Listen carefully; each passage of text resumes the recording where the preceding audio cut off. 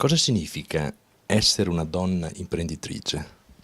Significa soprattutto lavorare con passione e questo è il mio caso perché il lavoro che faccio è quasi una vocazione che ho fin da bambina. Mia nonna era albergatrice e mio papà anche e io diciamo sono tra virgolette figlia d'arte.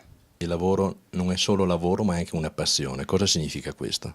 Significa che siccome la nostra vita è impegnata al 70-80% nel lavoro, è molto utile quello anche che consiglierei ai giovani, scegliere un lavoro che piace, un lavoro che entusiasma e se sei fortunato appunto lavori, fai della tua passione un lavoro e quindi questo non pesa e vedo che lavorando appassionatamente i risultati si raccolgono. Una donna molto impegnata, una manager di successo, rinuncia un po' anche alla famiglia per il suo lavoro. No, io ho una famiglia comprensiva che si è adattata un po' a questa mia natura perché io sono questo, sono un'albergatrice, non mi ritengo una manager o un'imprenditrice dal punto di vista donna lavoro, io mi considero un operaio del turismo.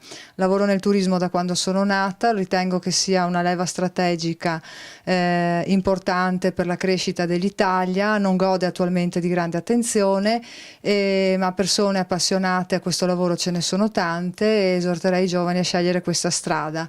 E alla famiglia non ho rinunciato, ho una figlia, ho un marito e come in tutte le famiglie dove due persone lavorano ci vuole comprensione e adattabilità.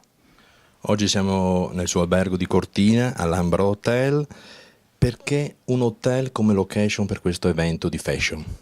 E dunque, l'albergo è è un pubblico esercizio, ha le porte aperte, accoglie il viandante che passa, non c'è località turistica se non c'è un albergo. Una volta ci si fermava per abbeverare i cavalli e per passarci la notte, ripartire ristorati. Oggi l'albergo è diventato uno sfizio, la gente ha girato tutto il mondo, ha continuamente offerte e proposte turistiche e l'albergo che io concepisco è un concept hotel, un albergo che si radica molto nel territorio, fa capire all'ospite dove siamo nel momento stesso in cui varca la soglia e trasmette qualche cosa. In questo caso Hotel Ambra, che è attivo dai primi anni 30, una casa storica di Cortina, si è evoluto in base all'evoluzione del turista e del cliente che passa per Cortina. È un albergo glamour perché la clientela è glamour ed è fashion.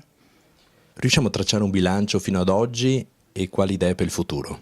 Ma il bilancio è positivo nel senso che per passione o per necessità ho condotto e diretto diverse strutture sia al mare che in montagna.